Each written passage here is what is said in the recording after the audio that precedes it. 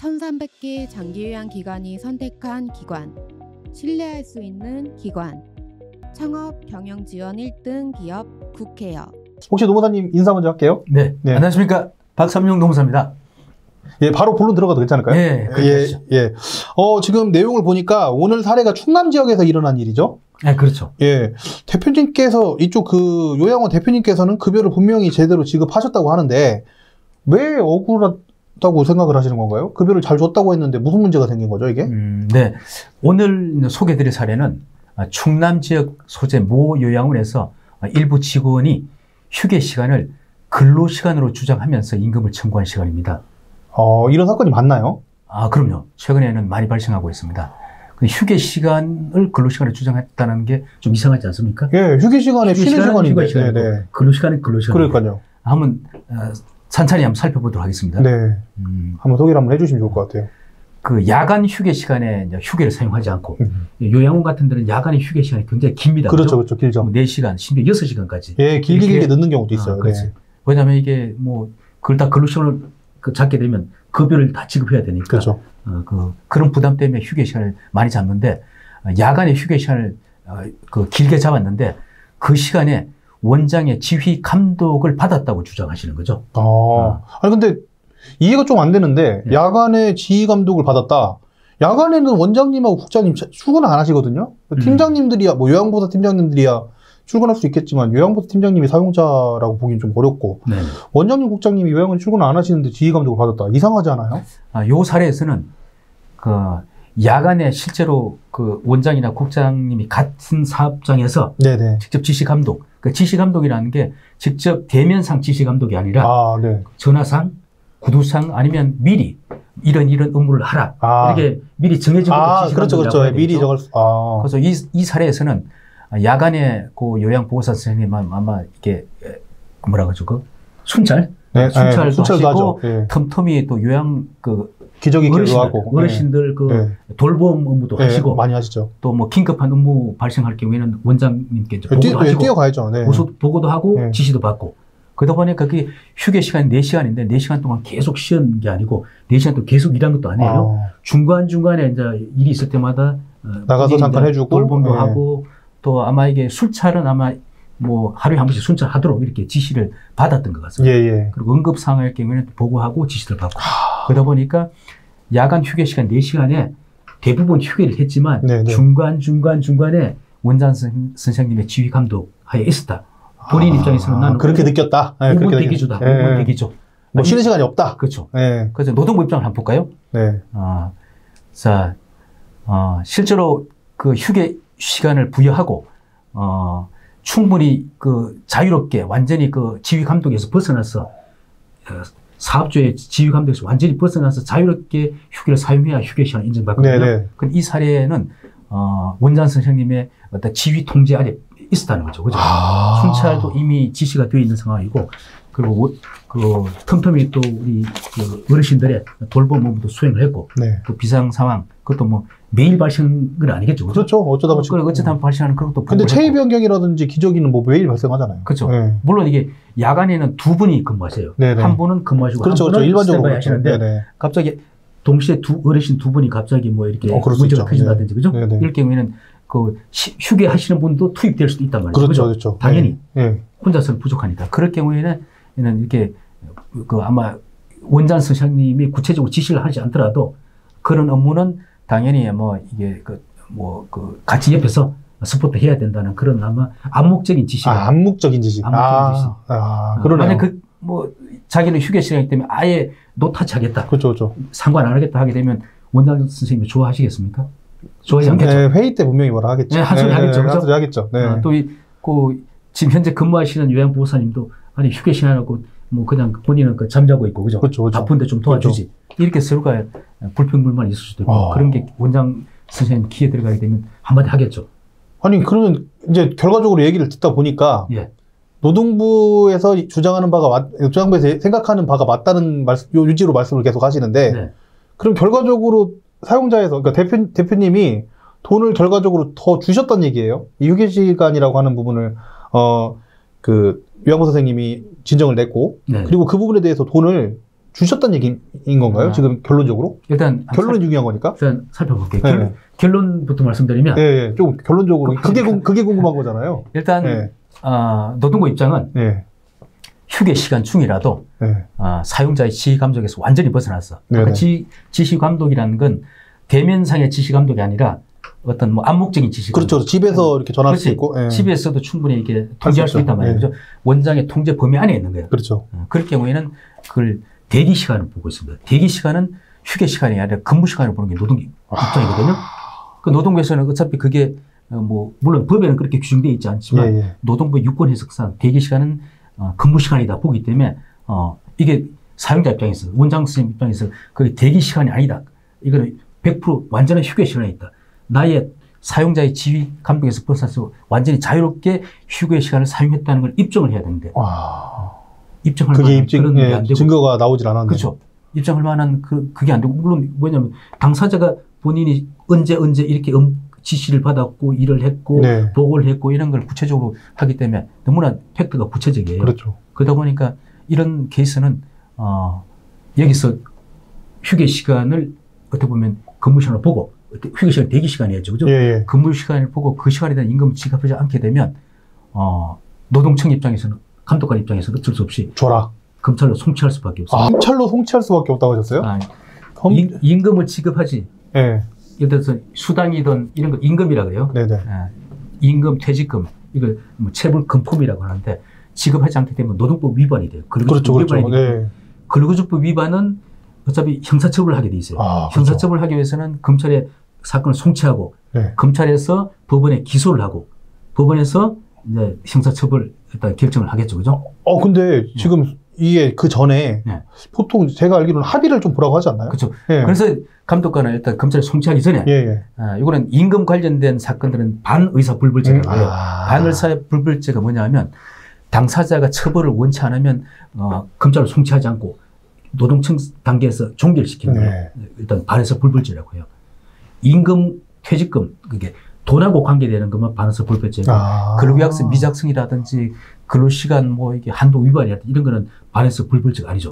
이런 거 위반은 무조건 검찰도 송치되고 이게 형사처벌을 받을 수 있어요. 의도성이 딱 보이는 것들. 의도성이 아니라 돈하고 관계되지 않는 모든 일단 노동법 위반. 의도가 없어도 돈하고 관계된 거는 반의사불벌죄라고 그러고 돈하고 관계되지 않는 근로기준법 위반은 노동법 위반은 반의사불벌죄가 아니기 때문에 무조건 검찰로 송치가 되고 형사처벌을 받게 되죠. 하긴 근데 그리고 우리 외화원들은 근로계약서는 아주 명확하게 그때그때 잘 쓰고 있기 때문에 그거는 크게 걱정은 없었겠네요. 이제는 아마 근로계약서 작성은 잘 하고 계신 것 같아요. 그러니까요. 그렇지만 뭐 다른 근로기준법 위반 사례가 뭐 한두 가지가 아니니까. 워낙 많죠. 이 건은 일단 다행히 합의를 했습니다. 일단 합의를 했죠. 합의를 했어요. 합의를 했는데 4시간 전부를 근로시간으로 인정하는 거는 좀 과하다. 일반적 상식. 그러니까 이해가 안 되긴 하죠. 야간 시간에 12시간 근무하시는데, 그죠? 휴게 시간이 없다는 건 말이 안 되잖아요. 그죠? 우리 노동법에는 4시간에 30분, 8시간에 1시간 이상 휴게를 주게 돼 있거든요. 12시간이니까 12시간 근무란 말이에요. 12시간 중에 최소한 1시간 반은 법적으로 휴게를 줘야 돼요. 지금 주주야비비 말씀하신 거예요. 주주야비비에서 8시간, 9시간 그것도 근무하는데 그 중에 4시간 하신 거죠. 총 12시간 중에서 4시간이 휴게 시간인데 법정 휴게 시간이 30분에 아니 4시간에 30분, 8시간이 1시간이니까 12시간이니까 최소한 법정 휴게 시간 1시간 반은 빼자. 이렇게 그거 빼고 4시간 중에 1시간 반을 2시간 반이죠. 합리적이네요. 그 2시간 반에 대한 임금을 지급하게 됐죠. 다 계산해 보니까 1년에 487시간에 대한 임금이 추가로 발생한 거죠. 그 선생님한테 487시간에 대한 급여를 줘야 된다는 얘기예요? 그렇죠. 자, 487시간에 통상임금 9,160을 곱하게 되면 446만 920원이 작년권이었나 보네요. 그렇죠. 작년이죠.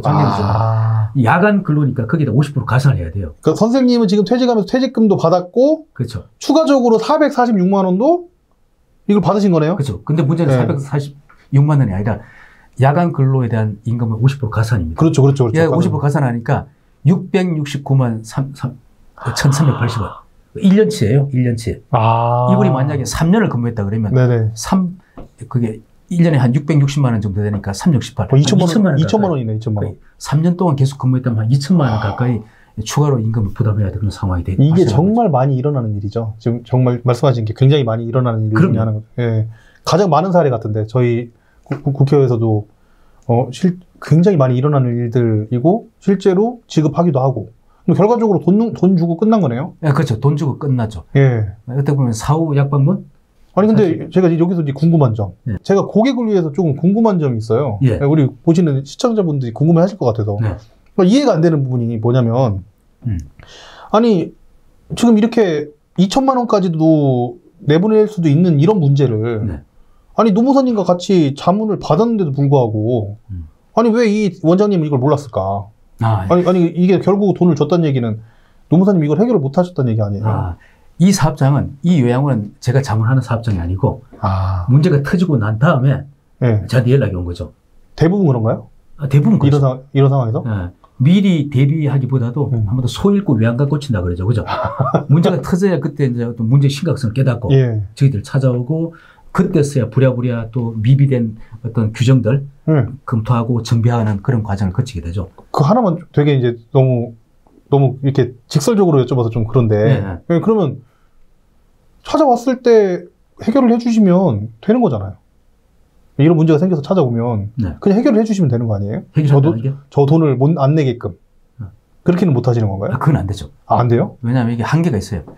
지금 아까도 말씀드렸지만 4시간의 휴게 시간을 부여했는데 어떤 원장님의 지휘 통제에서 벗어나서 완전히 자유롭게 휴게를 사용했다는 걸 입증하기 어려워요. 물리적인 한계가 있다는 거예요. 예. 그죠? 그래서 미리 알았다라면 이렇게 문제가 터지도록 방치하지는 않겠죠.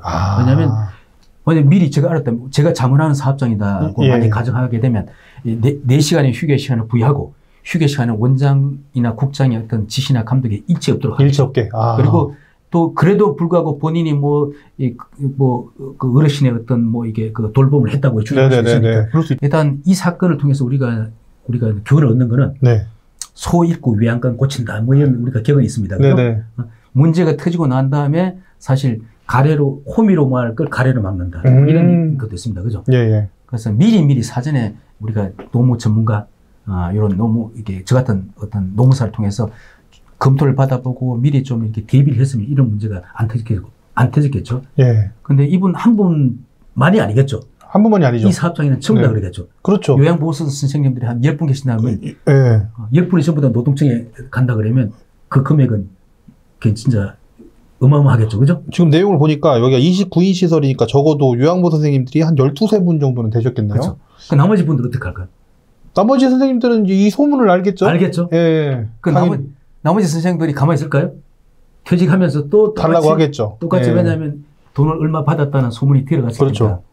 이럴 경우에는 어떻게 해결해야 될까요? 2천만 원씩 12명이면 2억 5천인데 2억 4천 그걸 줘야 된다는 얘기예요. 그래서 다 퇴직하면서 물론 재직하면서 노동부에 민원 넣고 하는 거는 참 우리나라 정서상 쉽지는 않아요. 예. 물론 최근에는 그런 사례도 많이 있습니다. 같이 재직하면서 노동부에 민원을 넣고. 예. 그래서 퇴사하면서. 재직하면서도. 그냥 얼굴 그냥. 그럴 수 있어요. 얼굴 돈이 한두 푼이 아니니까. 네. 그래서 요즘은 예전 같지는 않아요. 예전에는 사실 같은 사업장에서 재직하면서 노동부에 민원을 넣는다 이런 건 잘 안 했어요. 네네. 굉장히 불편하지 않습니까? 그죠? 퇴사하면서. 그렇죠. 그렇게 주로 했는데 요즘은 재직 중에도 노동부에 민원을 넣거나 하는 경우도 꽤 많이 발생해요. 그러니까 어쨌든 재직 중에 하지 않는다 하더라도 퇴사하면 하겠죠. 결과적으로 퇴사할 때 한다고 하면 2억 4천은 쌓여 있는 거네요. 그렇죠. 예, 줄 돈이.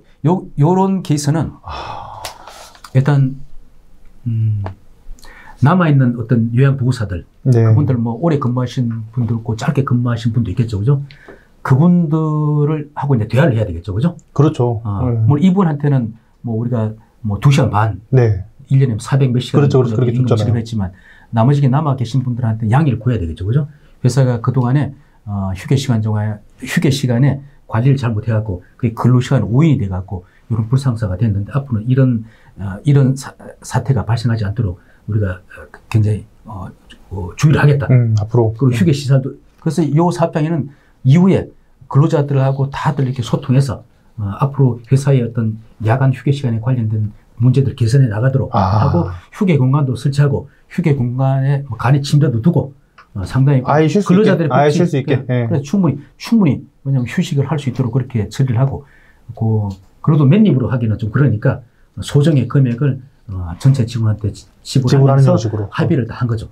합의를 하고 마무리를 지었어요. 추후의 문제들을 미리 해결할 수 있게끔 그렇죠. 그렇게 자문하셨구나. 그렇죠. 그렇게 예. 마무리를 하고 이제 향후에 이런 문제가 발생하지 않겠죠. 예. 그래서 이 원장님은 이제 앞으로 그 이후에는 어떻게 보면 저에 대한 어떤 충성 고객이 된 거죠. 그렇죠, 그렇죠. 충성 고객이 예, 된 거죠. 왜냐하면 어떻게 될지 모르니까 앞으로 또 이런 일이 이 사건이 아니더라도 다른 종류로 또 일어날 수도 있는 거고, 그렇죠. 그래서 그렇죠. 미리미리 좀 준비를 해야 되는 거고. 그럼 오늘 얘기를 좀 사례를 정리를 해보면 결과적으로 우리가 주주야의 비비가 요양원에 가장 많죠. 예, 그 근무가. 근데 그 중에 하나의 근무를 했었는데, 그런데 휴게실을 제대로 갖추지 않았고, 여기도. 네. 예, 그리고 실제로 쉬는 게 아니라 어르신을 모시는 게 당연하다고 마치 원장님이 그렇게 계속 해온 거예요. 그렇죠. 여태까지. 관행적으로. 네, 관행적으로. 네. 예, 그러다가 이게 이제 한 분이 그 진정을 넣게 되면서 네. 이 문제가 터지고 그 부분을 해결하면서 말 그대로 소잃고 외양간 고친 네네. 그런 사례네요. 네, 그렇게 볼 수 있겠죠. 예, 이런 사례가 제가 봤을 땐 전국에 거의 대부분 요양원에서 일어나지 않나? 그러니까 대규모 요양원이 아닌 이상은 대규모 요양원에 하더라도 아까 암묵적인 부분이 되게 무서운 것 같아요. 그렇죠, 그렇죠. 예. 아니 휴게실이 있으면 뭐 합니까? 만약에 지휘 감독이라고 하는 부분이 이게 대기라고 느껴지는 직원이 그렇게 대기라고 느낀다면 실제로 쉬지 못한다면 그러면 이렇게 500만 원, 2천만 원씩 낼 수 있다는 얘기고 그렇죠. 그럼 직원이 뭐 20명이면 4억, 5억 이렇게 나올 수 있다는 얘기고 지금은 아니더라도 나중에 돈을 줘야 된다는 얘기 아니에요? 노무 관리를 받고 있지 않은 전국의 대부분의 아마 요양원에서 비슷한 어떤 많죠. 상황일 것 같아요. 그죠? 그래서 이런 문제는 항상 똑같이 발생할 수 있겠죠. 그래서 아마 제가 볼 때는 미리 또 어떤 노무 전문가의 어떤 자문을 받아서 미리 이런 시스템을 좀 이렇게 잘 정비하는 게 필요하지 않을까 그런 생각입니다. 맞습니다. 오늘은 이렇게 마무리를 좀 할까요? 네. 예, 오늘 사례 말씀해주신 박서명 노무사님이셨습니다. 네, 한번 감사합니다. 예, 속으로라도 박수 한번. 네, 감사합니다. 저는 천천 박사였습니다.